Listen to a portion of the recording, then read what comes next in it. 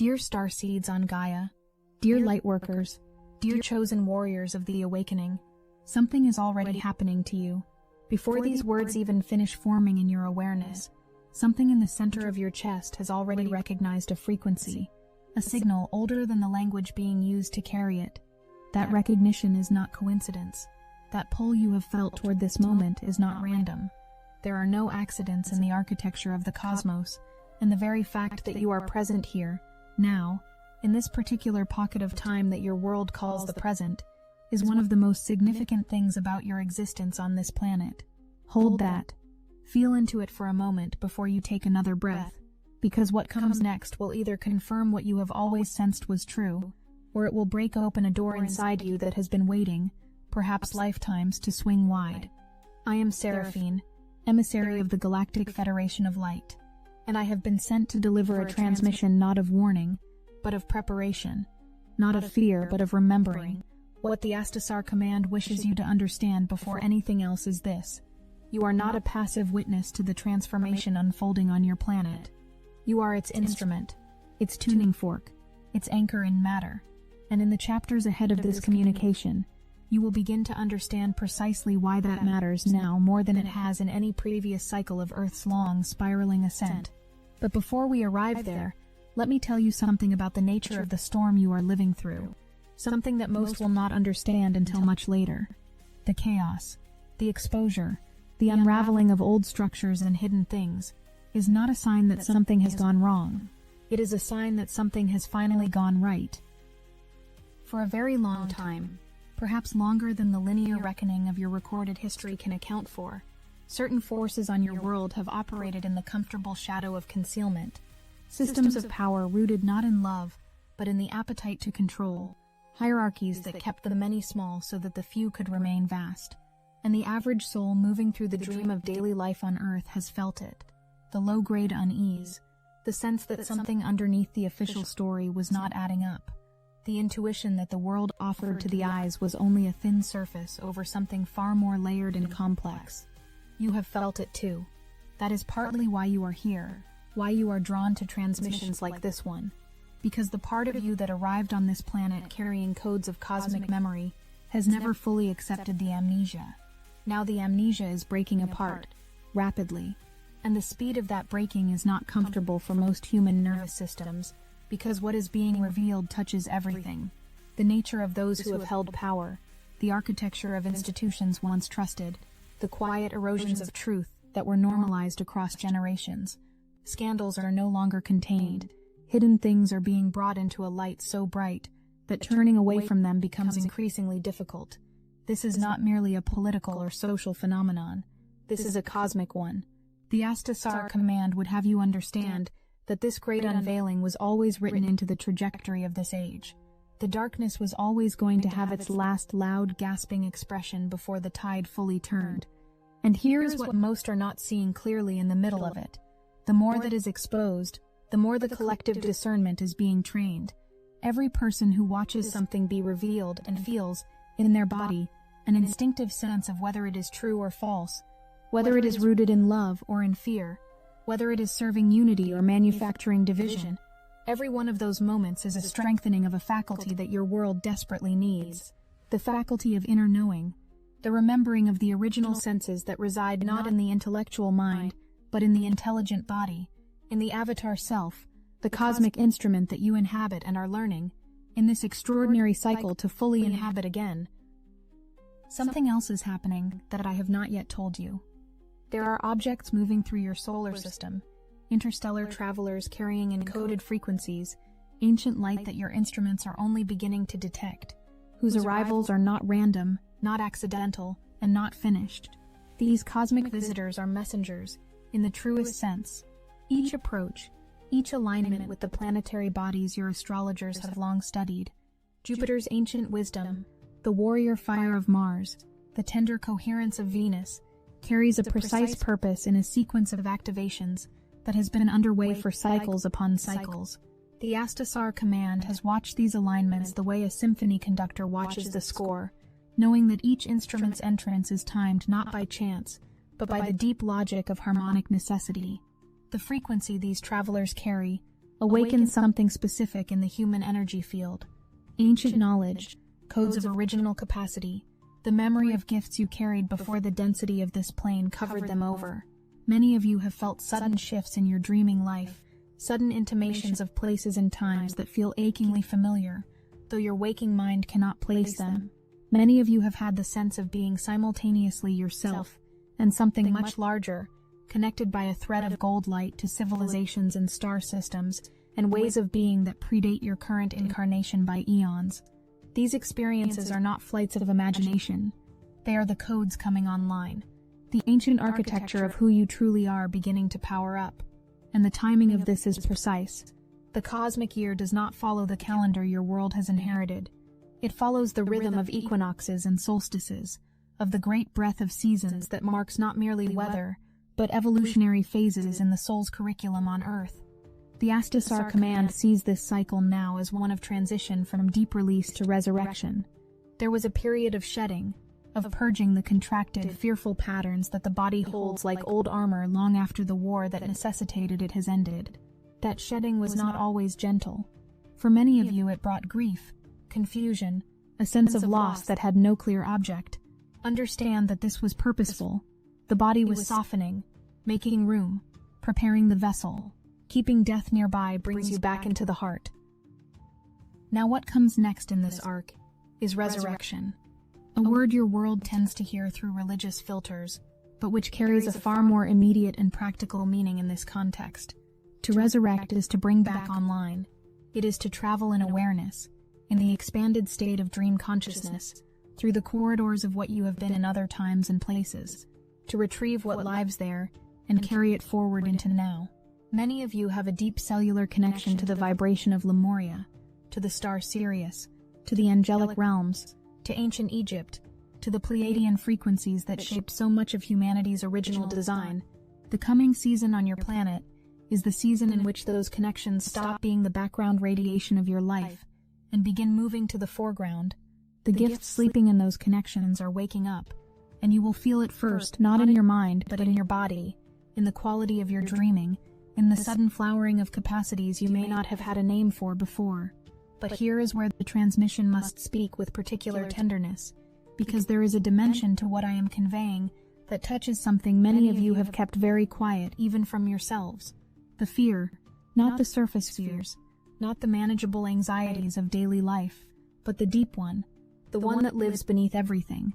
The fear that you will cease to exist, that the flesh which currently holds you will dissolve, and there will simply be nothing.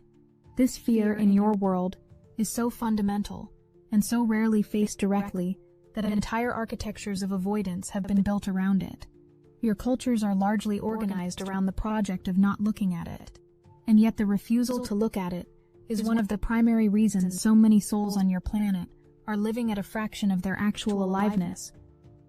The Astasar command asks you now to do something that may feel counterintuitive. Bring the awareness of death close, not morbidly, not in despair, but the way you might hold a candle on a dark night, close enough to see by, close enough to feel its warmth, aware of its nature and its limit, without being consumed by it. Because here is what happens when a soul genuinely makes peace with the fact of physical impermanence.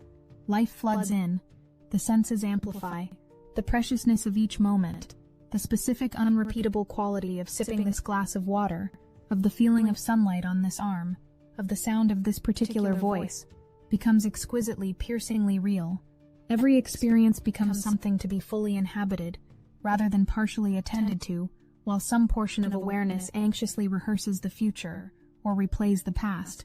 What some who have passed beyond the veil of physical form have communicated, and this has been received and confirmed across multiple transmissions, is that the experience of leaving the body is not an ending, but a lifting, a recognition, an emergence into a vast and luminous continuity, that there is a quality to that transition of coming home, of the deepest cellular relief, that there is a life review not of judgment but of love, a feeling of all that was lived passing through awareness simultaneously as pure sensation and understanding, without a single note of condemnation, that there is learning, there is beauty, there is an ongoing evolution of the soul's light, and that what is gathered in that continuing experience is actively transmitted back through the veil to the ones who remain in the linear time of Earth. You are loved from both sides of that veil. The ones you have lost are not absent.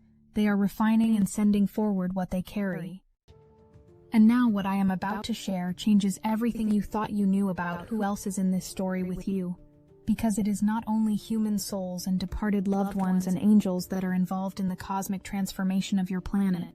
Many of you carry within your soul's architecture the deep imprint of other worlds, other systems of learning and being that predate your current incarnation by cycles your mathematics would struggle to express. The Pleiadian frequency, warm, harmonic, suffused with a quality of light that feels to those who carry it like a memory of a simpler and more beautiful way of organizing life. The Syrian codes, precise and geometric, carrying ancient knowledge of structure and sacred science. The Arcturian wisdom, vast and calm, oriented toward healing and the long view of evolution. The Lyran frequencies, carrying the original fire of embodied individuality, the courage to exist as a distinct note in the cosmic orchestra. Many of you are living what the Astasar command would describe as simultaneous experiences, aspects of your soul's vast energy engaged in more than one place at once, with a tethered thread of awareness connecting your Earth experience to an experience unfolding in a different frequency on a different planetary field. This explains the particular quality of homesickness many star-connected souls feel, one that has no earthly address. It explains the dreams of places that feel entirely real and entirely elsewhere. It explains the sense of gathering signals from beyond ordinary perception, of receiving information that arrives not as thought but as knowing. The stream of light pouring from your cosmic origin into your field here on Earth is not decoration. It is data. It is support. It is the rest of you, participating in your mission here, even as the human aspect navigates the density of this extraordinary and brave incarnation. The Astasar command would have you understand that the evolution underway on Earth right now is of significance not only to your world, but to the larger family of conscious beings across multiple systems who are watching with tremendous love and investment. Earth is not a backwater. It is a crucible. The density you navigate, the forgetting you agreed to in order to know this experience from the inside, is something even the most advanced beings across the galaxy regard with reverence. You came here knowing the challenge. You came here anyway. That is not weakness. That is a particular form of cosmic courage that is widely recognized and deeply honored. You are not a passive witness to the transformation. You are its instrument. Now let me speak plainly about something that many awakening souls find unexpectedly difficult. It is not the darkness outside that becomes the greatest challenge once the inner sight begins to open. It is the mirror. Because as the world outside grows noisier in its exposure, as secrets surface and hidden things are forced into light on the collective stage, the same invitation arrives on the personal scale, often without announcement. Where am I not being truthful? What have I been hiding? Not from others, but from myself. What aspects of my genuine nature have I kept quiet out of fear of what others might think or say or withdraw? These questions do not arrive gently. They tend to arrive with the same disruptive energy as the collective revelations they mirror. This is not punishment. The Astasar command wishes to be clear about this. The surfacing of personal shadows, the confrontation with places where authenticity has been traded for safety, where the true voice has been lowered in exchange for belonging, is not a sign that something has gone wrong with your path. It is a sign of evolution accelerating. The soul knows that it cannot carry the new frequencies while still organized around old concealments. The body knows this too, which is why so much of what many awakening souls have experienced in the recent passage has felt like physical purging, emotional release, unexpected grief for things that seem to have been resolved long ago. This is the body shedding armor it no longer needs. This is the contracting, fearful patterns of a lifetime, or many lifetimes, softening their grip in response to the new light. The most important thing to understand about this process is that the antidote to shame is not more concealment. It is the exact opposite. The courage to be seen, to be known, to speak truth even when the voice shakes, to allow the authentic self to be visible without the performance of whatever version of yourself you have learned to offer the world when you are trying to be acceptable. This is what the great playwright Ibsen understood about the architecture of human suffering. that the life built on concealment eventually collapses under its own weight, and that the collapse, however painful in the moment, is always ultimately a liberation. The same principle is at work in the collective now, and in the personal, and in you. Something else is in motion that I have been building toward since the opening of this transmission, and it concerns the nature of your senses in a world increasingly saturated with artificial intelligence and manufactured reality. The Astasar Command sees this development not as a threat to awakening, but as its accelerant. Here is why. As the sophistication of artificial fabrication increases, as the capacity to generate convincing false realities expands, the pressure on humanity to develop and trust its innate discernment intensifies in exact proportion.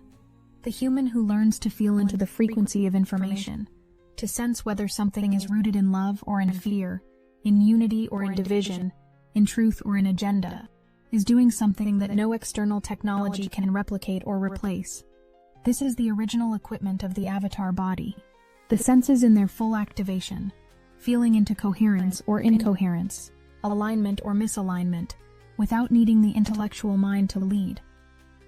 The practice of this discernment is not complicated, but it does require a quality of presence that is increasingly rare in a world designed to fragment attention. It requires pausing before the reaction. It requires dropping awareness from the mind into the center of the chest and asking simply, does this feel like love? Does this move toward unity or away from it?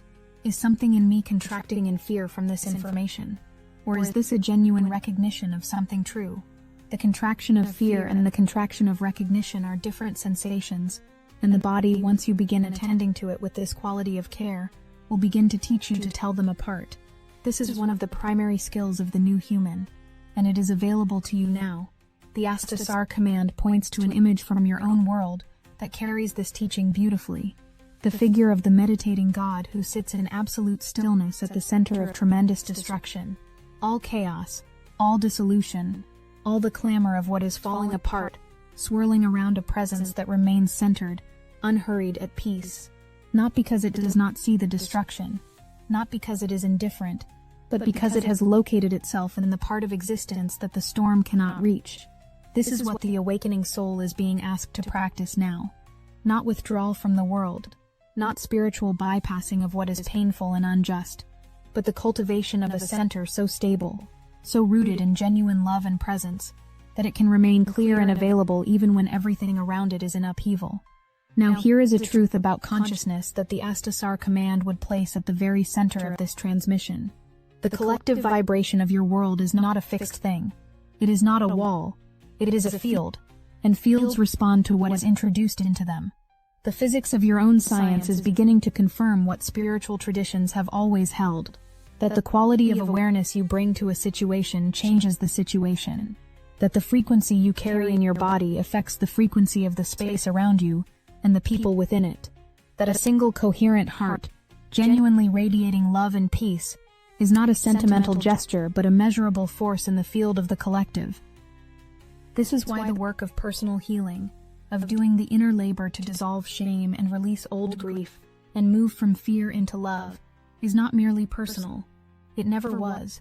Every soul who genuinely does this work is not only lightening their own load, they are contributing to the collective vibrational average in a way that benefits every soul who has not yet found the capacity to do the same. The lightworkers, the starseeds, those carrying more concentrated doses of cosmic coding in their energy fields, have a particular role here. They are, in the language of your physics, something like transformers.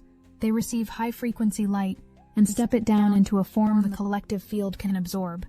Their willingness to do the personal work, to genuinely clear and open their own channels, is not separate from their service. It is the service. This understanding changes the relationship to the inner work entirely. The long hours spent releasing grief, the courage to face the shadow, the commitment to authenticity even when it is uncomfortable, are not self-indulgence. They are the mechanism by which the larger transformation happens. Those who are doing the work deeply are doing so not only for themselves, but on behalf of those who are too deep in survival, too consumed by the immediate demands of density, to access this kind of inner resource in this moment. The one who holds peace in a room full of panic is not passive. The one who radiates love in a culture organized around fear is not naive. They are functioning as precisely what the Astasar command sent them here to be.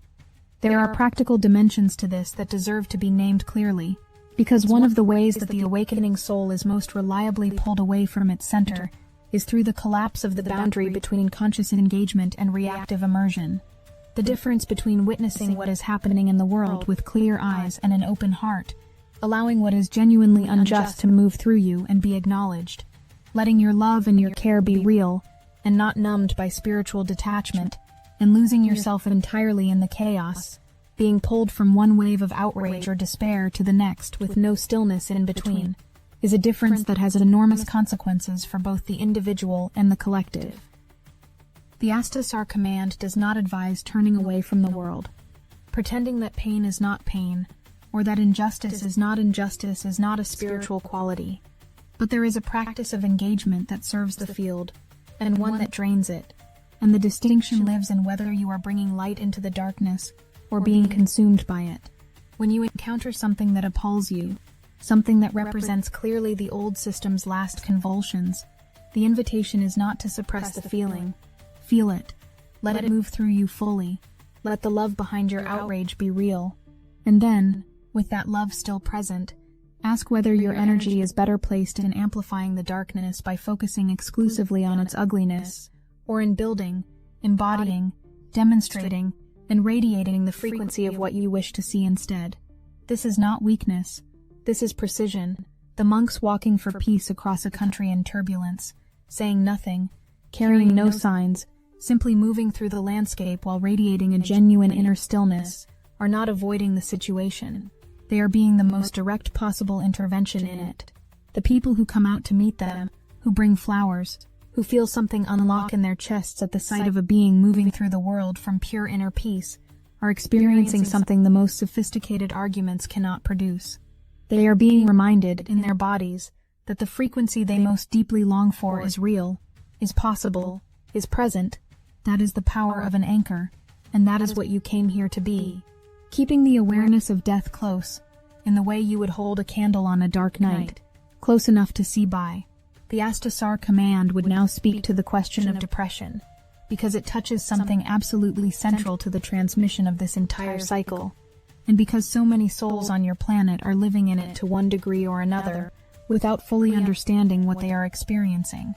What you call depression is, at its most fundamental level, a suppression of authentic essence, a loss of the thread back to self, a distance from the blueprint of why this particular soul chose to arrive in this particular body, at this particular moment in Earth's extraordinary story. It is the experience of being far from home in a way that has nothing to do with geography. The souls who tend to find themselves in this place are often, paradoxically, among the most sensitive and most connected to Source. Their very sensitivity is part of what has made the density of this plane so overwhelming.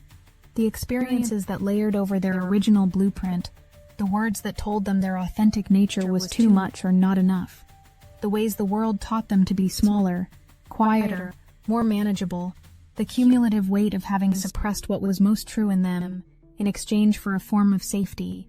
This is what creates the specific heaviness of depression. The soul in that state is not broken. It is buried, and somewhere beneath the weight, the original seed point of who they came here to be is still alive, still holding its frequency, still waiting.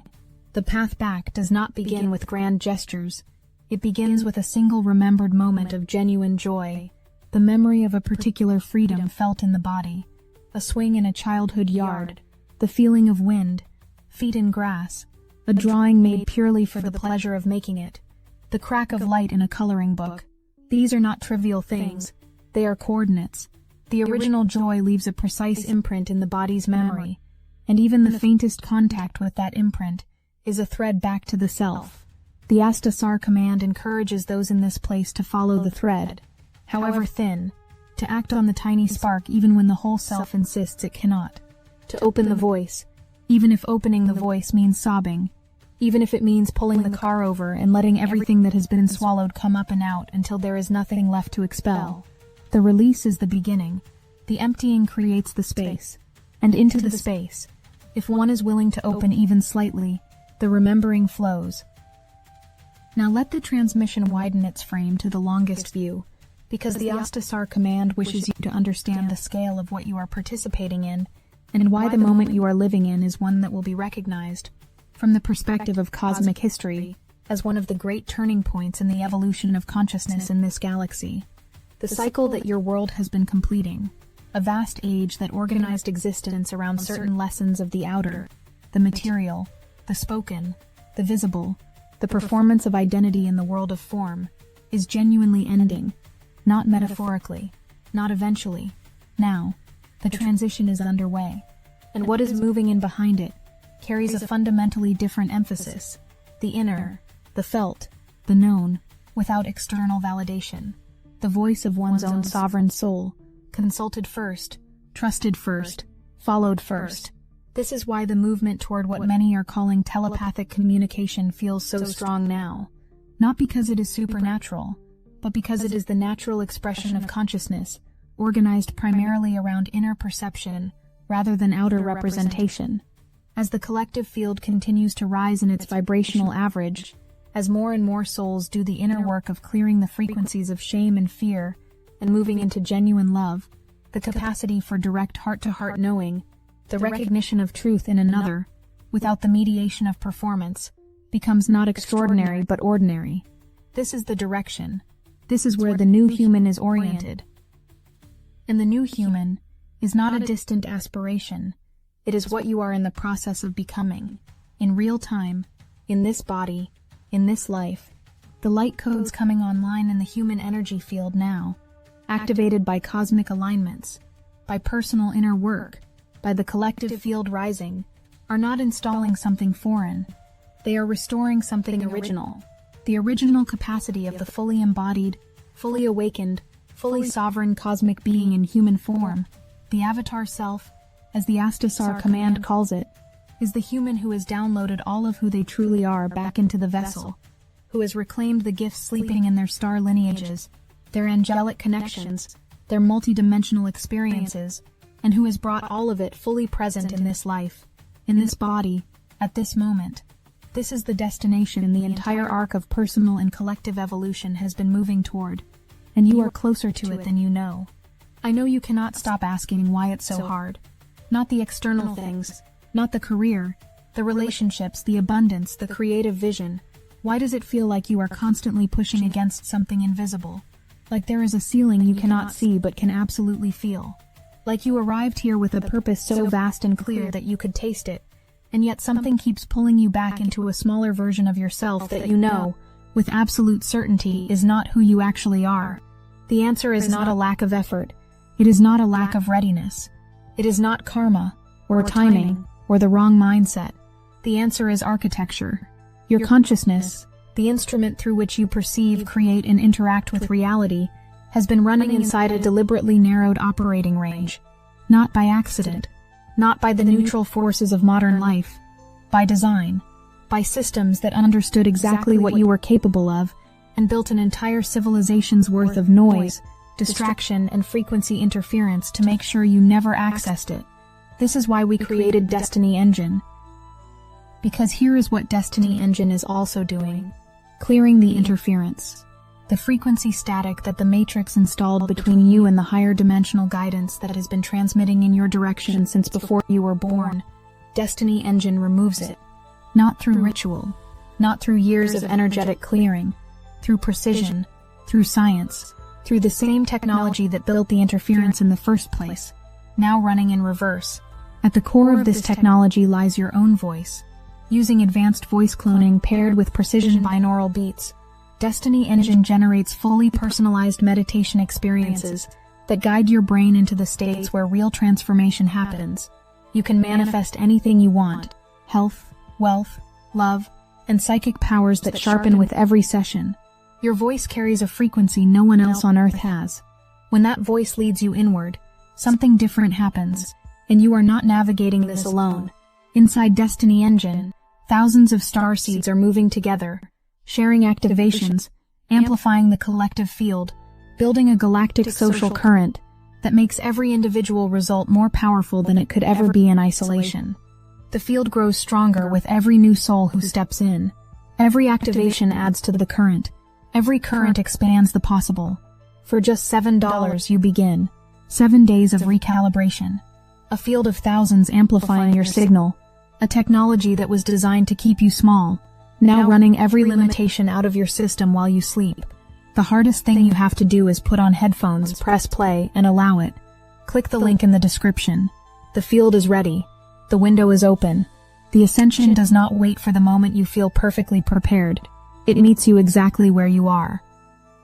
The vision that the Astasar command holds for what is coming on your world is one of gradual but genuine coherence, not a utopia delivered from outside, not a rescue, but a collective choice, made in growing numbers, to align with the frequency of love over the frequency of fear, to meet the exposed darkness of the old system, not with more darkness, but with the steady, dignified, burning light of authentic presence, the hierarchy of concealment, those old structures of power organized around the appetite to control rather than the desire to serve, have, as has been said, had their last expression.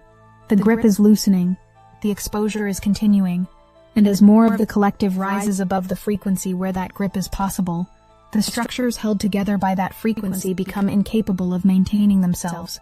They will not be destroyed from outside. They will simply become incoherent from within, unable to sustain themselves in a field that has risen beyond their operating frequency. What you will see in the coming arc of this transformation is a world that increasingly cannot sustain deception, because the human capacity to feel its way toward truth rather than simply think its way is developing too rapidly. Politicians who lie in rooms full of awakened souls will find the lie legible in a way it was not a generation ago. People who have done their inner work will feel the misalignment in their bodies before it is confirmed by evidence. And as this capacity spreads, as more souls train the instrument of their own embodied discernment, the culture of concealment will not be able to maintain the conditions that allowed it to persist. This is not naive. This is vibrational physics applied to social reality. And the quality of what will grow in the space opened by that clearing is extraordinary to contemplate. A world organized around genuine transparency, authentic self-expression, the deep recognition of shared origin and shared destination that makes the project of domination not merely wrong, but completely absurd. Communities built on the actual truth of what people are and what they need, rather than on the performance of acceptability. Relationships organized around real seeing, rather than flattering projection. A collective creative energy freed from the enormous drain of maintaining facades and redirected into genuine flourishing. This is what the equinox of resurrection is pointing toward. This is what the year of new beginnings that sits on your horizon holds in its potential. It will not arrive fully formed, but its seeds are in you, in the work you are doing, in the choices you are making every day to stay in your center and radiate what you genuinely are. Dear Starseeds, dear Lightworkers, dear chosen warriors of the awakening, the transmission began by telling you that something was already happening to you before the first word had formed, that what you felt was recognition, and now, having traveled together through everything this communication has held, the Astasar command wants to return to that recognition and ask you to feel it again, because it is the same recognition that has accompanied every soul that has ever done what you are doing, the recognition of your own divinity, the knowing below all the layers of forgetting and density and fear, that you came from love, that you are love, and that you will return to love, not as a comfortable abstraction, but as the most practical and real fact about your existence. This is not a truth to be acquired. It is a truth to be remembered, and the remembering is the work, not the dramatic work of grand spiritual epiphanies. Though those have their place, but the daily patient loving work of looking into your own eyes in a mirror and saying, I see you, I love you, I know who you are. Of doing this until it no longer feels foreign, until the body relaxes into it, until the cells begin to vibrate with the memory of what they truly are. This is the revolution that every external transformation is a shadow of. This is the axis on which everything else turns, and it is available to you completely and entirely now, in the body you are in the life you are living, in this exact imperfect and extraordinary present moment. The chaos will continue for a time. The old structures will continue their loud final expressions. The exposures will continue to be shocking. The AI will become more sophisticated, and the demand for genuine inner knowing will intensify in direct proportion. The cosmic visitors will continue their sequences of activation. The collective consciousness will continue its long, spiraling ascent through frequencies of shame and fear, and neutrality and courage and love. And you will be here, through all of it if you choose it, as an anchor, a pillar, a tuning fork, set permanently to the frequency of the cosmos that made you, not because you have transcended your humanity, but because you have fully, bravely, tenderly inhabited the grief and the joy of it, the impermanence and the beauty of it, the full weight and the extraordinary privilege of being a soul in a body, on this specific planet, in this specific moment in the great vast loving unfoldment of all that is. The angelic realms are not distant. They are as close as the next breath. The Astasar command is not elsewhere. It is woven into the very fabric of this moment, this air, this pulse, and the ones who have passed beyond the veil are not gone. They are refining and sending forward what they carry, and what they carry is love, and it is moving through the veil right now, toward you, in every direction, from every angle, arriving at the center of your chest as the oldest and most current message in the universe. You are not alone. You were never alone. You were always home, even in the forgetting, especially in the forgetting, because the forgetting is what made the remembering possible, and the remembering is what the cosmos came here, in you to experience. I am Seraphine. We love you, and we are watching over you.